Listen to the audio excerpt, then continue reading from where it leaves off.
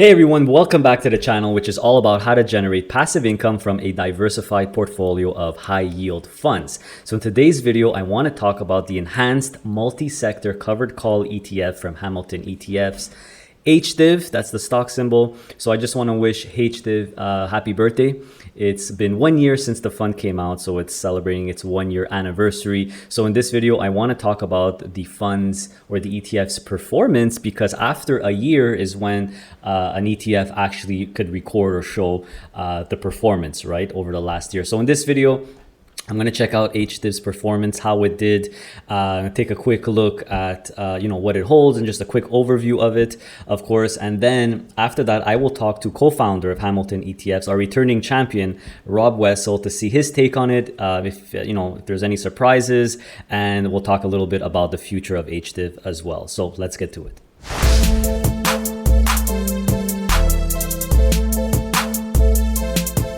So as usual, everyone, we always go on the fund's website to know the latest information. So I'm on HDIV's website here, Hamilton ETF. So as we know, this is the enhanced multi-sector covered call ETF. This ETF will always have a special place in my heart, simply because it was the very first all-in-one covered call ETF, where it's a collection of ETFs. So different sectors, that's why it's called multi-sector, with 25% leverage on top of that. So it has pretty much the same attributes as a split fund without being a split fund, without having the high fees and the missing dividends risk of the split fund. So right here, we're talking about 1 year performance. So obviously, the fund manager here is going to show it off because it did really, really well. So HDIV outperformed the S&P TSX 60 by 4.53% in its 50-year. That's absolutely huge. So if you're asking what is the S&P TSX 60, well, this is an index that measures pretty much a good measure of the overall Canadian stock market. It's called TSX 60 because it's literally the 60 biggest companies on the Canadian stock market. So you know how the S&P 500 is the 500 biggest on the US stock market? Well, this is kind of like the equivalent on the Canadian stock market, but since it's much, much smaller, it's only 60 companies. And the TSX 60 usually beats the TSX Composite Index, which is pretty much all or I think it's about 200 companies on the Canadian stock market. So it's more broad. So the TSX 60 actually beats the broad overall Canadian market. That just goes to show you that the big caps or the blue chips always win. So HDIV outperformed the overall Canadian market by 4.53%. Really, really good performance. So you actually see that here. The annualized returns are actually up here. Keep in mind, it's only been a year. So, you got to take that with a grain of salt. Obviously, after 5 or 10 years is a much better indication for the average total return since inception. So it's only been a year, but you could see that it's doing really, really, really well. And if we go down to the graph here, this is what I want to show you. So it's basically comparing. HDIV is in red. The TSX 60 is in gray. So if you would have invested $100,000 a year ago, or July 21st, all the way to now, 1 year later, your 100,000 would have been only 103,000 with the TSX 60. That's normal because we pretty much had a pretty crappy year in the last year, especially in the last couple of months.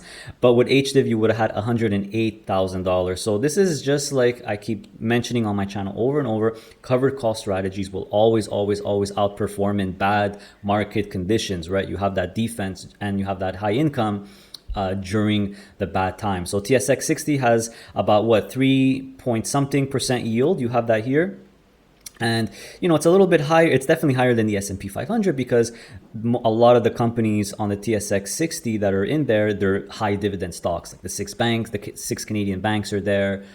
Enbridge is there, the pipelines, energy companies are there, Suncor. So a little bit higher yield than the S&P 500. But as you can see, there's no comparison, right? HDIV has an approximate yield. Right now, I just checked. I'm filming this on August the 11th, and it's a little over $16, which would equate to a yield of 9.30%. So you have the breakdown here. These are the 7 covered call ETFs inside of HDIV. You have the percentages here, a very, very nice mix. You have NXF, which will take care of all your big blue chip energy, oil and gas companies, things like Suncor, Canadian Natural, ExxonMobil, BP from the UK. There's a couple of other ones. There's Total from France. So really, really, really big only the big blue chip energy companies. ZWU for your utilities, so electricity companies, pipeline companies like Enbridge, and also telecom companies like Bell, Telus, Rogers, AT&T. Very defensive covered call ETF here. Another defensive covered call ETF, HHL from Harvest, my favorite healthcare covered call ETF, which will have Pfizer and Johnson & Johnson, Bristol Myers, AstraZeneca, so all the big blue chip healthcare companies. FLI will take care of your life insurance companies, not only in Canada, which is basically Manulife, Sun Life, Great West Life, but also in the US, things like Prudential, MetLife, AFLAC, etc. You got your gold producers, very defensive, right? Hedge against inflation, things like Barrick, Newmont, Royal Gold, etc. Keep in mind, these are all covered call ETFs. And of course, you know, have the ZWB, which is literally the biggest covered call ETF in Canada, which has the big 6 Canadian banks. And keep in mind that this is, you know, it is trying to follow the TSX 60. So it's going to have a lot more Canadian style sector, so a lot of energy, a lot of banks, as you could see here. But I love the fact that there's also other stuff that Canada doesn't have, especially the healthcare. And the last ETF here from Harvest is the technology ETF. So the technology cover call ETF. So you have Apple, Microsoft, all the Cisco, all the big technology companies in here. So super nice diversification, right? That's why it's called multi-sector covered call ETF. And as we know, this is designed for attractive monthly income. There is a little bit of leverage here, 25% leverage, very, very modest on top of the whole fund. So this fund has been performing really well in the last year, completely destroyed the TSX 60, which is not surprising because that's what covered call ETFs do. They always outperform during a bad market. And this fund is growing very, very quickly. It's already at 215 million in assets. Very, very impressive. Distributions are monthly, and I have to say I was very surprised, pleasantly surprised, that they actually increased the dividend here from 11.75 cents to 12.5 cents. So that's about a 6% increase or so. Very, very cool. And it's been 12.5 cents since. So that just goes to show you that you can get dividend increases even with covered call ETFs. And the main reason is because NXF did really well. ZWB raised their dividend. GLCC, the dividends have been higher lately. So really, really cool. HTA, we know that they raised their dividend as well. So if the underlying do well and raise the dividend, there's a good chance HDIV will raise their dividend as well. So awesome performance. Definitely should be a staple in any Canadian income focused portfolio. You guys know that this is one of my big six holdings personally. So enough talking myself. Let's talk to the man himself, Rob Wessel. We'll ask him some questions and we'll talk about HDIV. All right, everyone. Happy to have Rob Wessel, our returning champion from Hamilton ETFs, back on the channel. And before we get started, I just want to refer everyone to Hamilton ETFs disclaimer on their website, hamiltonetfs.com/legal. So, Rob, it's nice to have you back. How you been, my friend? Been great, and it is always a pleasure to be on your channel. So thank you for the invite. Always a pleasure to have you. And today we're going to talk about one of my funds that I really, really, really like, has a special place in my heart because like I mentioned in the, obviously you haven't seen it, I mentioned in the video, it's one of the pretty much the first ever all-in-one style covered call solution. So of course we're talking about HDIV here, the multi-sector covered call ETF. And I wanted to make a video and talk to you about this because it's actually been finally, I can't believe it's actually been a year already, 1 year since this ETF came out. And right there on your website, you have it there because HDIV, the index you're comparing it to or it tries to follow is the TSX 60, which, like I explained in the video, is pretty much kind of a good measure of the overall Canadian market. You have the S&P 500 on the US side, TSX 60, S&P TSX 60 on the Canadian side. So it seems like HDIV really did a good job. It beat the TSX 60 in the last year by 4.5%. So what do you think about this solid result, in my opinion? Yeah, so we're very happy with the performance of HDIV. So once a fund passes its 1 year anniversary, fund managers are allowed to talk about performance. So that's why now it's all over our website. But yeah, the central thrust of the fund was to create essentially a synthetic income version of the TSX 60. It wasn't going to be exact, but by doing so, what we attempted to do was take 7 sector covered call ETFs. And as we all know, that all things being equal, a covered call product will underperform a long only version without covered calls because there is some drag from the options. In order to generate the income, you forego a little bit of capital appreciation. So the idea Right. here was to put together these funds, have a sector mix broadly similar to the TSX 60, but add a little bit of leverage or margin in order to ameliorate or offset or mitigate the drag that comes from covered calls. And then hope that over time, the fund would largely match or be similar to and correlated to the TSX 60 in the case of HDIV. And so we were very happy. Now, when we first did HDIV, it did skew more to the lower beta sectors, financials and utilities in particular. But yeah, I mean, at the end of the 12 months, we were very happy. And we'd also point out that, we've been on your channel before, and we've emphasized that, we didn't just throw together 7 funds and attach a modest amount of leverage or margin to it. There was a lot of care and effort put into the mix and the portfolio management of creating the portfolio and putting it forward. And we think that the performance of the fund is, has validated that approach. And so we were very, very happy. Yeah, yeah. I'll never forget the first time I actually saw the fund on your website. I think it was somebody who said, you got to look at this. And I started reading and I looked at the holdings and I'm like, yes, good, great, great. And I'm like, oh, wow, somebody just put the best of the best covered calls into one with a bit of leverage. This looks extremely promising, but it was very, very excited at that time. So yeah, very good diversification. Of course, within HDIV, like you said, there's 7 different covered call ETFs, all different sectors. So you have the banks, you have utilities, life insurance, energy, gold, technology, healthcare. So it's kind of really, I always tout it as an all-in-one diversified covered call solution. So yeah, I mean, performance really, really, really good. Beat the TSX 60. And as we know, I've covered this on my channel in a previous video. You guys recently had a shareholder meeting where a vote was passed to kind of, maybe loosen up a bit the rules and in terms of what you could put in there or not. So in terms of the holdings, the 7 ETFs inside the fund itself, how happy are you with that mix? Do you plan on sticking with these for the next little while? Are you looking at maybe doing a couple of changes or anything like that? Well, so that's a multi-factor question, I guess. So the first thing is, we are very happy with the performance of HDIV. By the way, I should point out we don't always expect it to outperform. The sector mix is broadly similar, so I'm sure there will be periods where it lags the TSX 60. But we're very, very happy, obviously, with this year. So as we talked about in a prior video, what we wanted to do was give ourselves some flexibility. We did feel that, by tying it so tightly to an index, that to the extent, circumstances changed that we hadn't necessarily thought about with the initial offering documents, that we wanted to be able to respond. And also, the other thing is the fact that the funds have gotten quite a bit larger. We now have the ability, if we want to, if somebody launches a new fund, the very fact that if we wanted to make a change, we could make that fund to scale just by ourselves, was in and of itself giving us the opportunity to have other people custom make funds for us if they wanted, or we could just consider smaller funds that we wouldn't have done, a year ago when the fund was launched with, essentially 0 AUM. So we are very happy with the sector mix. As time goes by, we would expect that there would be perhaps more and more drift. So there is likely to be times where there's a bit of rebalancing. And then we'll also look at how funds are performing inside the portfolio relative to other similar funds to see if there is an opportunity to upgrade. But as you know, and as we talked about, since the unitholder vote up until now, there's been no changes. We want to make sure there's a lot of continuity, that people can feel comfortable with the fund, that what they bought is what they have.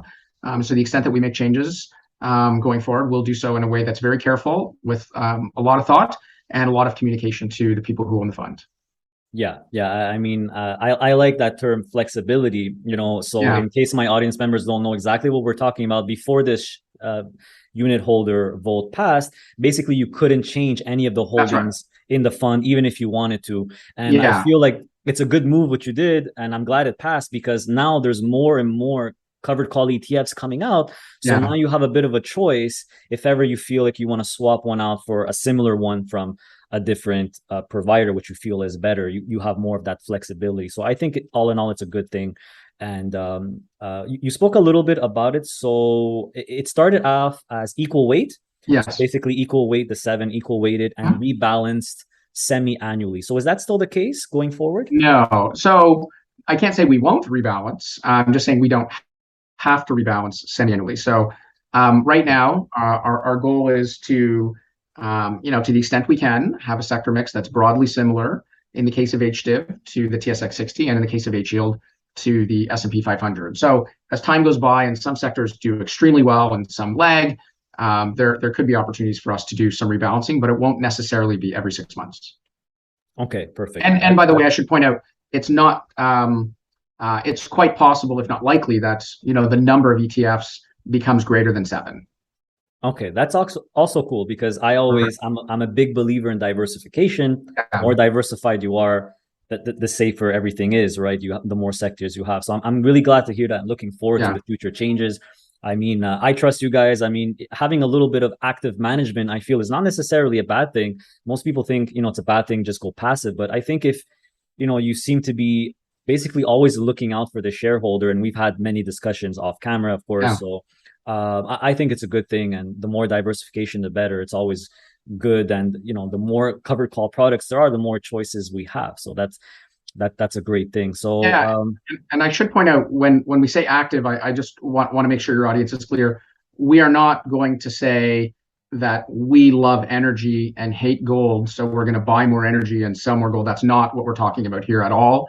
We're talking about refining the fund, making sure, if depending on how things play out in the future, just trying to keep that sector mix broadly similar and as similar as we can to the TSX 60. We want these two funds, HDIV and HYLD, we want them to be income versions of the TSX 60 and the S&P 500, but we also want to make sure, or hope, that by virtue of the modest leverage, that we offset the drag from covered calls so that we can deliver returns similar to those two indices with broadly similar sector mix. But we're definitely not going to be saying we love this sector over that sector and we're going to make a switch or anything like that. It will solely be to try to match and keep replicating to the extent we can the sector mix, refining it so that we can give you those big and powerful indices an income version of it.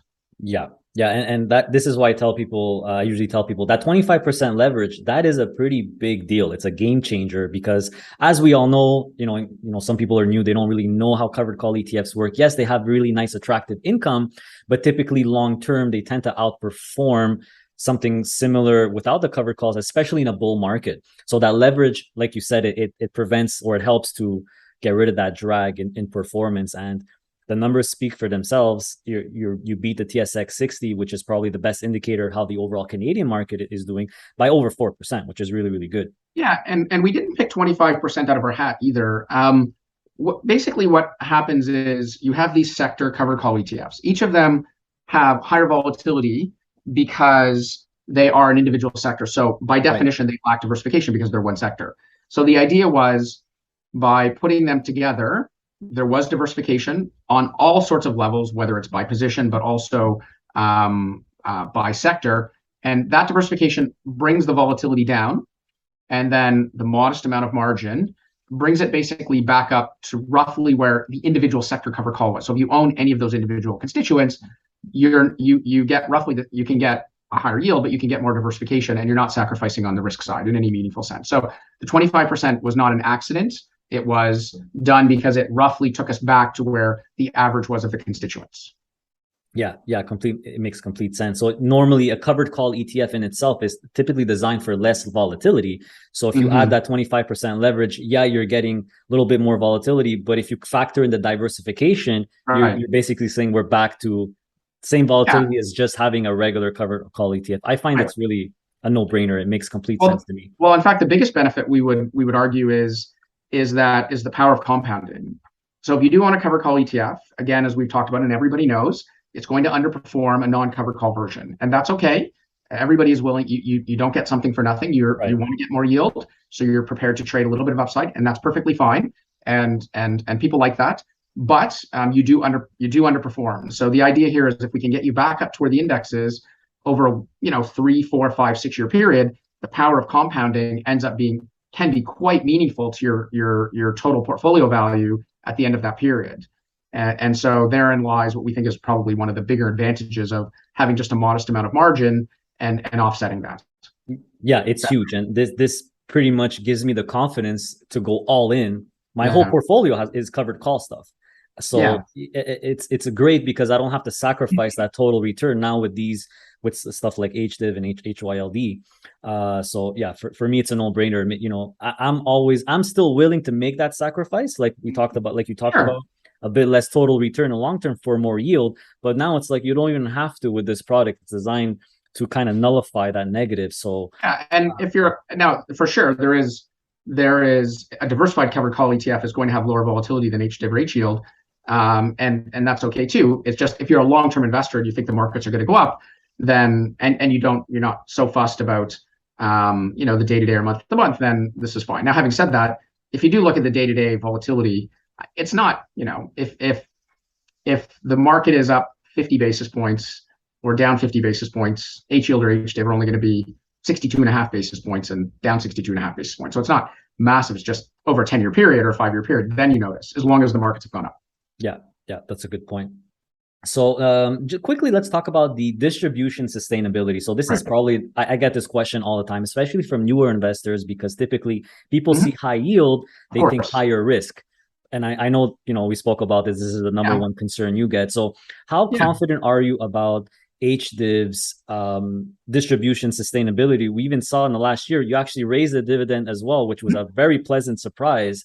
Yeah. Really, really good. So how would you answer investors that are a bit newer, Oh, don't really understand how they work, and have that concern of what if something happens, if the market tanks, is the distribution going to get reduced or cut or anything like that? yeah. So and those are very good questions, and as you pointed out, we get them all the time. So the first thing I would say is there is a huge amount of diversification within HDIV and HYLD. Not only do they hold multiple sector covered call ETFs, but those ETFs in and of themselves also own a huge number of stocks. So the income generation that is underneath each of these two products, each of these two funds, is extremely diversified. Of course, you can never promise that distributions, like nothing is in the equity markets for sure. What we can say is the things that you hope for that reduce these risks are present in the underlying portfolio. So what are they? Number one, obviously each fund has a significant, in some cases, very, very large and diversified portfolio. Number two, there's separate options groups generating covered call premium income on the underlying. And number three is we have 7 different sectors. So while you can never say never, to the extent that the distribution of HYLD or HDIV would be impacted, it would have to come from one of the constituents running into some sort of issue and them cutting their distribution, because we're trying to make sure ours is broadly similar to theirs times 1.25.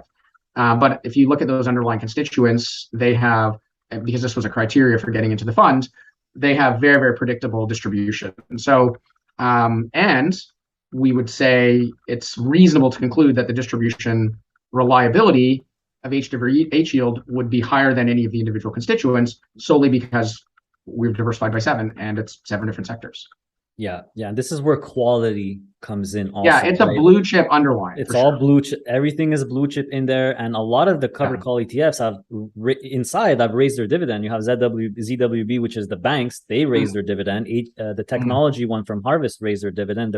So I think there was another one too. The gold one too has raised have significantly higher dividends. So quality, blue chip diversification. So yeah, it's a no-brainer. And there's hundreds of stocks underneath both of these two funds. Yeah. Hundreds.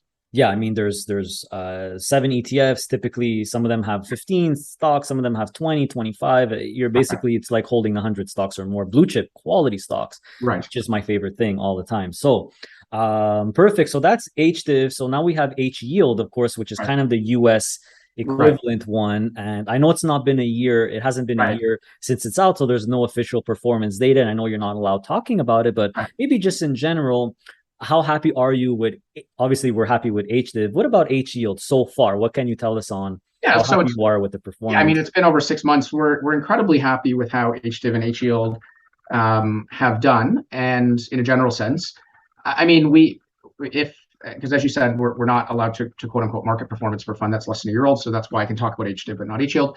But, when people ask us about HYLD, HYLD.U, which is the US version, all we do is we encourage them to compare the performance of that to the SPY. Again, the mixes are broadly similar. They're not identical. We do think over time we can make them closer. And if you look at the correlations and you look at the performance, and our goal is to make sure that they're as similar as they can be while at the same time delivering you much higher monthly income. I would say when somebody goes and does that work and does those stock charts, we are very happy with how things have gone. Yeah, I did that exercise, and HYLD is doing exactly what it's set out to do. So, these two are humongous positions in my personal portfolio. I absolutely love them. Game changer for me. I always tout them. They should be the cornerstone of any income-focused portfolio. So, the other thing is, sorry to interrupt. I was going to say the other thing is the two funds are highly complementary to be held together because the TSX 60 is big on financials, big on energy, big on utilities, whereas the SPY is bigger on infotech and healthcare.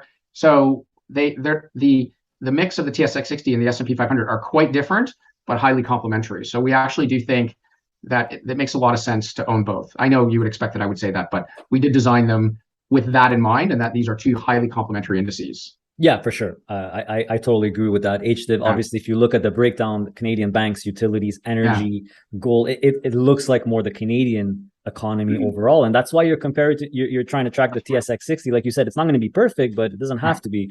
Whereas if you look at HYLD, there's the NASDAQ index, there's the Russell 2000 index, S&P 500, which is very tech. And the US, I always say technology and healthcare mostly. Canada, it's typically financials and utilities, and energy. Materials, energy, of course. Yeah. So they do complement each other for sure. Yeah, very different mixes. Yeah, exactly. So, Rob, that's all the questions I have. So once again, thank you so much for coming on. I'm sure you'll be back. We'll do the same thing for HYLD after 1 year. Yeah. And I want to thank your followers and our investors. So thank you for having us on. But for all of the people who are watching and listening, we really appreciate your confidence in us.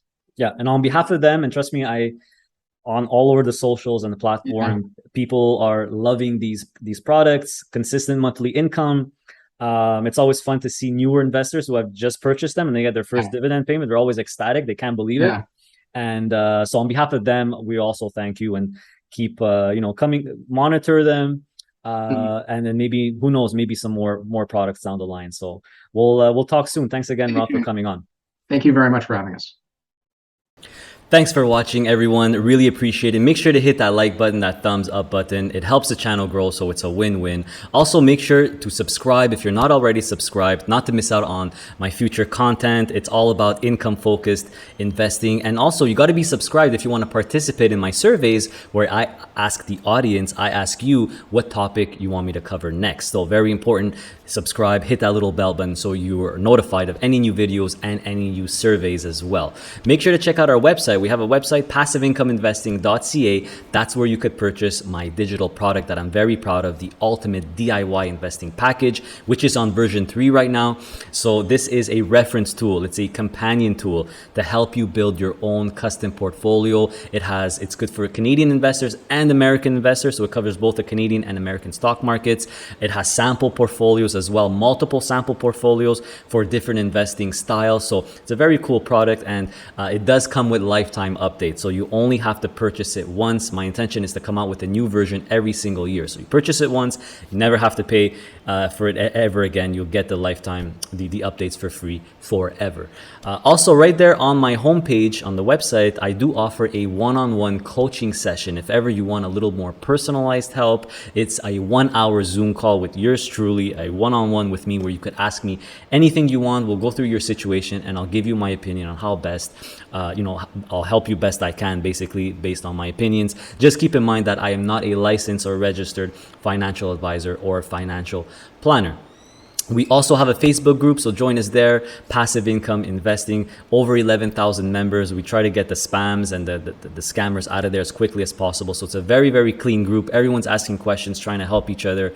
And it's a really, really cool and fun community. If you want a little bit more personalized stuff on our day-to-day life, follow us on Instagram as well. We recently moved to Panama, so if you want some more information on more personal stuff, you could follow us on Instagram.